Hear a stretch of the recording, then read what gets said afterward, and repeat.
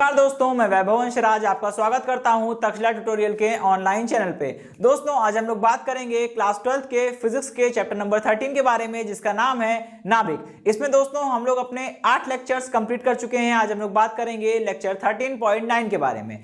दोस्तों, आज का सेशन जो है वो हमारा बिल्कुल न्यूमेरिकल बेस्ड होगा। सारे हम लोग क्वेश्चंस डिस्कस करेंगे, ठीक है। तो आज का जो हमारा पहला क्वेश्चन है वो है, यदि रेडियम की अर्धायु 1600 वर्ष है, ठीक है, अर्धायु आपको 1600 वर्ष दी गई है, तो 6400 वर्षों के पश्चात रेडियम के नमूने में कितने भाग विघटित हो जाएंगे, इस चीज को बताना है आपको, ठीक है। चलिए स्टार्ट करता हूं, ठीक है। आपको पता है रेडियम की अर्धायु कितनी है, 1600 वर्ष। तो सबसे पहले तो देखिए, आपको यह बताना पड़ेगा कि 1600 उसकी अर्धायु है, तो 6400 सालों में, 6400 वर्षों में उसकी अर्धायु कितनी बार आ चुकी होगी, पहले तो ये निकालेंगे, ठीक है।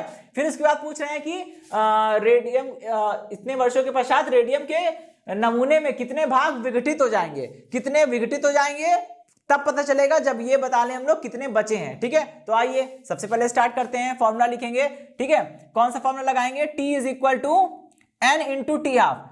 ऐसा क्यों कर रहे हैं, ऐसा करने से हमें पता चलेगा कि 6400 वर्षों में कितनी अर्धायु आ चुकी होगी, ठीक है। N इज इक्वल टू कितना होगा, T अपॉन टी हाफ। चलिए इसको सॉल्व कर लीजिए, कितना आएगा भाई, ये आ जाएगा N is equal to, capital T होता है कुल समय, कुल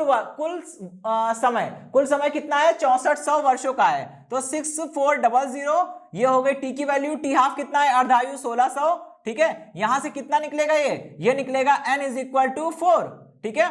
यहां से n इज इक्वल टू 4 आ गया, ओके। अभी हम लोग आगे बढ़ते हैं, ठीक है। और क्या करेंगे, हम लोग ये निकालेंगे कि रेडियम के कितने सैंपल बचे हैं, क्योंकि आप ये अगर निकाल लेंगे कि 6400 वर्षों में कितने नाभिक या कितना भाग बचा है, तो घटा के हम बता सकते हैं कि कितना विघटित हुआ होगा, ठीक है। अच्छा, अभी कौन सा फॉर्मूला लगाना चाहिए, n is equal to n nought into 1/2 की पावर n, ठीक है। ठीक, चलिए मान लिया शुरुआत में कितने नाभिक थे, इसके n नॉट थे। हमने माना कि रेडियम में शुरुआत में कितने नाभिक थे, n नॉट नाभिक थे। तो जब 6400 वर्षों का समय बीता तो 6400 वर्षों में अर्धायु 4 बार आई होगी, क्योंकि n की वैल्यू 4 आ रही है। तो आप यहां पे रख दीजिए और देखिए कि 6400 वर्षों बाद शेष बचे, ठीक है, शेष बचे अस्थायी नाभिकों की संख्या, शेष बचे अस्थायी नाभिकों की संख्या, अस्थायी नाभिकों की संख्या, ठीक। शेष बचे अस्थायी नाभिकों की संख्या कैसे निकालेंगे, n is equal to n nought into 1/2 की पावर, n की जगह कितना रख देंगे आप, 4 रख देंगे। देखिए 2 दूनी 4 दूनी 8 दूनी 16, कितना हो गया भाई, ये हो गया n is equal to n nought upon में 16, ठीक है। इक्वेशन नंबर ये हो गई 1, चलिए ये हो गई 2 और ये हो गई हमारी 3। ये तो बता रही है कि 6400 वर्षों के बाद आपके पास कितने नाभिक बचेंगे, कितने नाभिक बचेंगे बोल रहा हूं, ठीक है। तो 6400 वर्षों के बाद आपके पास n नॉट बटे 16 नाभिक बचे होंगे। अब आप ये बता सकते हैं कि कितने नाभिक विघटित हुए, कैसे, आप सोचिए, शुरुआत में आपके पास 100 रुपए थे, अभी आपके पास कितने बचे हैं, केवल 10 रुपए बचे हैं। कितने खर्च हुए, कैसे निकालेंगे, प्रारंभ में कितने थे माइनस अभी कितने बचे हैं, वही चीज तो करना है। प्रारंभ में n नॉट नाभिक थे, अभी कितने बचे हैं, n नॉट बटे 16, तो कितने विघटित हुए, कितने खर्च हुए, कैसे निकालेंगे, दोनों को घटा देंगे, ठीक है। लिखेंगे रेडियम के नमूने में विघटित नाभिकों की संख्या, ठीक है। कैसे निकालेंगे भाई, ये निकालने के लिए आपको क्या करना पड़ेगा, प्रारंभ में n नॉट थे, अभी कितने बचे हैं, n नॉट बटे 16, इसको माइनस कर लीजिए और कितना आ जाएगा, ठीक है। अभी कितने बचे हैं, इसको आप एलसीएम ले लीजिए, 16 माइनस 16 n नॉट माइनस का n नॉट कितना हो जाएगा, 15 n नॉट बटे में 16, ठीक है। ये आपका आंसर, ठीक। सबसे पहले आपने क्या किया, एक बार फिर समझिएगा, रेडियम की अर्धायु दे दी गई है, पूछ रहा है 6400 वर्षों में 6400 वर्षों के बाद रेडियम के कितने भाग विघटित हो जाएंगे। ये नहीं पूछ रहा है कितने बचेंगे, कितने विघटित हो जाएंगे, मतलब कितने जो है वो खत्म हो चुके होंगे। ठीक है, तो सबसे पहले ये देखेंगे कि 6400 वर्षों में अर्धायु कितने बार आई है। कैसे निकालेंगे, capital T is equal to N into T half. यहां से एन क्या होता है, अर्धायुओं की संख्या। हमने देखा कि 6400 वर्षों में अर्धायु 4 बार रिपीट हुई होगी। ठीक है, फिर हमने ये फॉर्मूला लगाया N is equal to N nought into 1/2 की पावर एन स्मॉल एन। ठीक है, ये फॉर्मूला लगाने समय ये पता चल जाएगा कि अगर प्रारंभ में एन नॉट नाभिक थे तो 6400 वर्षों का समय बीतने के बाद कितने नाभिक बचे हैं, कितने नाभिक बचे हैं, एन नॉट बटे 16 बचे हैं। ठीक है, अच्छा अगर प्रारंभ में एन नॉट थे, अभी एन नॉट बटे 16 बचे हैं, तो कितने विघटित हो गए, कैसे निकालेंगे, घटाकर रेडियम के नमूने में विघटित नाभिकों की संख्या। ठीक है, विघटित नाभिकों की संख्या निकालने के लिए प्रारंभ में नाभिकों की संख्या माइनस बचे हुए नाभिकों की संख्या, माइनस करके कितना आया 15/16 इंटू एन नॉट। ठीक है, बस बात खत्म। तो यहीं पे ये खत्म होता है। अब हम लोग बढ़ेंगे और देखेंगे अपना अगला क्वेश्चन। ठीक है दोस्तों, नेक्स्ट क्वेश्चन क्या है, रेडियम की 1 मिलीग्राम मात्रा में 2.68 इंटू 10⁻18 परमाणु होते हैं। ठीक है, इसकी अर्धायु कितनी है, 1620 वर्ष है। शुद्ध रेडियम के 1 मिलीग्राम मात्रा से 4860 वर्ष में कितने रेडियम परमाणु विघटित होंगे। अब इस चीज को हमें समझना है। ठीक है, तो सबसे पहले तो जैसे हमने पहले वाले क्वेश्चन में किया था, ये क्वेश्चन काफी हद तक वैसा ही है, लेकिन इसमें थोड़ी सी आपकी प्रॉब्लम बढ़ा दी गई है, थोड़ा सा डिफिकल्टी लेवल बढ़ा दिया गया है। वो क्या है हम लोग समझेंगे। ठीक है, इसमें देखिए आपसे पूछा गया है कि 4860 वर्ष में कितने रेडियम परमाणु विघटित होंगे, जबकि वहां क्या पूछा गया था, कितना भाग विघटित होगा। तो आपने बोल दिया था कि 15/16 इंटू एन नॉट भाग जो है वो विघटित हो जाएगा। लेकिन यहाँ पे आपको परमाणुओं की संख्या निकालनी पड़ेगी, तो उतना काम तो वैसे ही करेंगे जैसे आपने पहले किया था। सबसे पहले हम ये निकालेंगे कि रेडियम के 1 मिलीग्राम भाग का कितना हिस्सा विघटित हो चुका है, फिर निकालेंगे कितना बचा है, फिर निकालेंगे कितना विघटित हो चुका है, फिर उस विघटित भाग में जितने भी परमाणु आ रहे होंगे वो सारे परमाणु विघटित हो चुके होंगे। ठीक है, तो सबसे पहला काम वही करना है जो वहां किया था। ये देखिए कि अगर आपको अर्धायु दी गई है 1620 वर्ष, तो ये ज्ञात करिए कि 4860 वर्ष में ये अर्धायु कितनी बार रिपीट होगी। ठीक है, चलिए सबसे पहले फॉर्मूला लगाइए, capital T is equal to N into T half. ठीक है, यहां से आप क्या करेंगे, स्मॉल एन की वैल्यू निकालेंगे। Small N is equal to कितना हो जाएगा, कैपिटल T अपॉन में टी हाफ। ठीक है, अभी देखिए ये हो जाएगा small N is equal to capital T कितना है 4860, टी हाफ कितना है 1620। ठीक है, इसको अगर आप सॉल्व करेंगे तो कितना आएगा, n इज इक्वल टू आएगा 3। ठीक है, चलिए अभी हम ये निकालेंगे कि इतना पता चल गया कि 4860 वर्ष में अर्धायु 3 बार रिपीट होगी। अब हम ये निकालेंगे कि इसका कितना भाग बचा है। कैसे निकालेंगे, जो हमने लास्ट वाले क्वेश्चन में किया था। हमको पता है कि अगर शुरुआत में किसी भी तत्व में n नॉट अस्थायी नाभिक हैं, तो अर्धायु बीतने के बाद कितने नाभिक बचेंगे उसमें, n is equal to N nought into 1/2 की पावर n। ठीक है, अभी वैल्यू रख दीजिए, तो लिखेंगे 4860 वर्षों के पश्चात शेष रेडियम का भाग कैसे निकालेंगे, n इज इक्वल टू, ये हो गया n नॉट, n की वैल्यू कितनी निकाली है मैंने, n की वैल्यू 3 निकाली है, यहां रख दीजिए, कितना हो जाएगा, n is equal to n nought upon में 8। ठीक है, यानी कि अगर प्रारंभ में रेडियम में कुल n नॉट नाभिक थे, तो अभी कितने बचे होंगे, n नॉट बटे 8 बचे होंगे। ठीक है, कितने विघटित हुए ये निकालिए। ठीक है, 4860 वर्षों में विघटित रेडियम का भाग कैसे निकालेंगे, प्रारंभ में n नॉट नाभिक थे, अभी कितने बचे हैं, n नॉट बटे 8। कैसे इसको घटाइए, कितना आ जाएगा, घटाने पर ही आ जाएगा आपका 7/8 n नॉट। ठीक है, अच्छा अभी समझिएगा कि n नॉट क्या होता है, n नॉट होता है प्रारंभ में रेडियो सक्रिय पदार्थ की मात्रा, और ये बोल रहे हैं प्रारंभ में रेडियो सक्रिय पदार्थ की कितनी मात्रा है, 1 मिलीग्राम।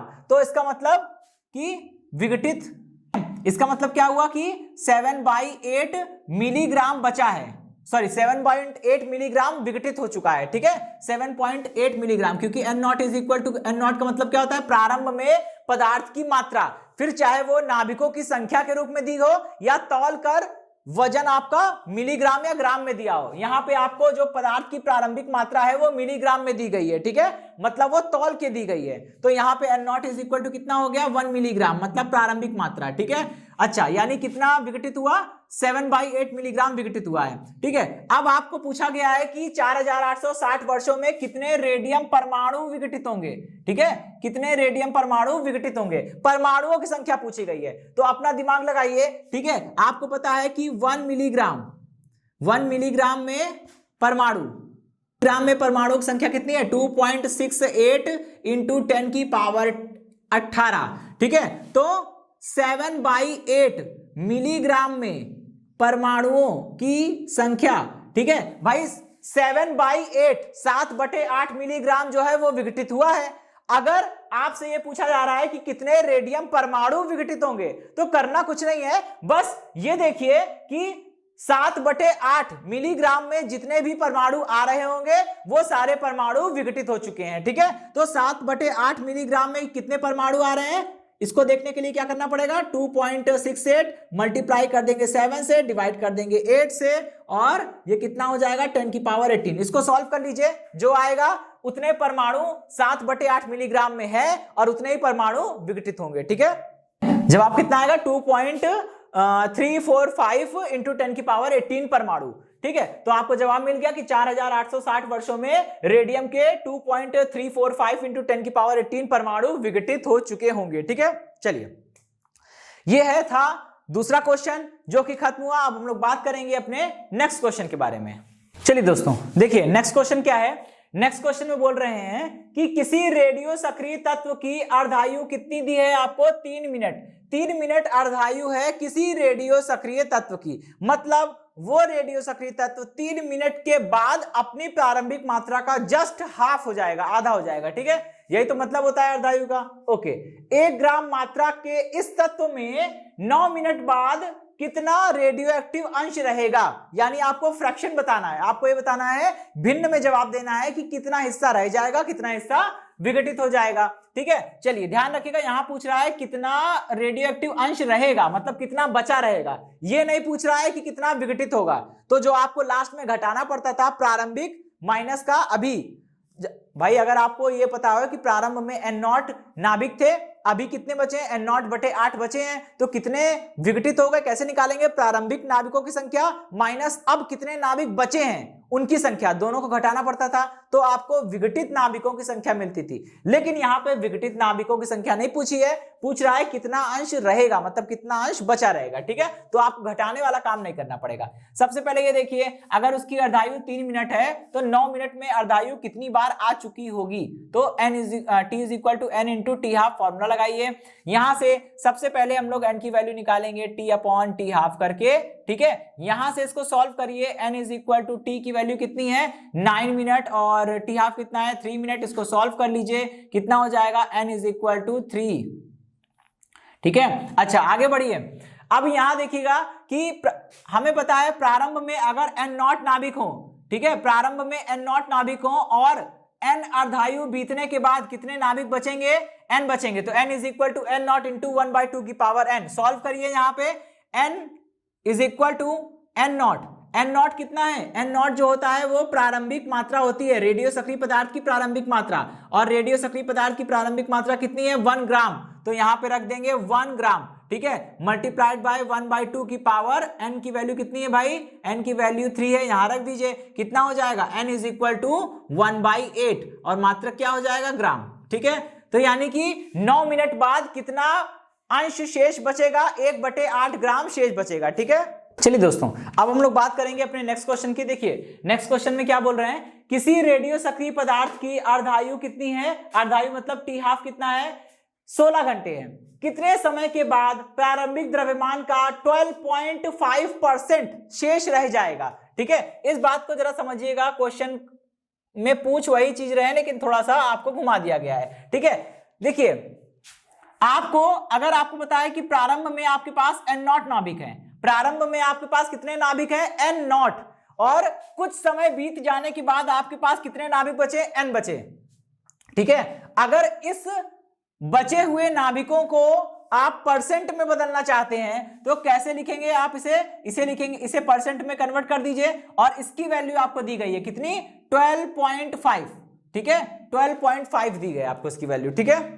अभी इसको हमें सॉल्व करना है 12.5, चाहे आप इसे ऐसे लिख सकते हैं या फिर आप इसे ऐसे भी लिख सकते हैं कि 12.5% का मतलब n बटे n नॉट कितना है 12.5 बटे में 100, बात एक ही है, ठीक है। चलिए तो सबसे पहले तो आपको ये बताना है कितने समय बाद, यानी कि टोटल कितना टाइम लगेगा, ठीक है। सबसे पहले आप ये फॉर्मूला लगा सकते हैं, आपको पता है कि अगर आपके पास प्रारंभ में n नॉट नाभिक हैं तो n अर्ध आयु बीतने के बाद आपके पास कितने नाभिक बचेंगे, कितने बचेंगे, n is equal to N nought into 1/2 की पावर n, ठीक है। चलिए अभी यहां से क्या करिए, n बटे n नॉट की वैल्यू निकालिए, n बटे n nought is equal to 1/2 into n, ठीक है। n बटे n नॉट की वैल्यू कितनी है, यहां से आप इसे सॉल्व कर लीजिए, 12.5 अपॉन में 100, ठीक है, इज इक्वल टू 1/2 इंटू 1/2 की पावर n, ठीक है।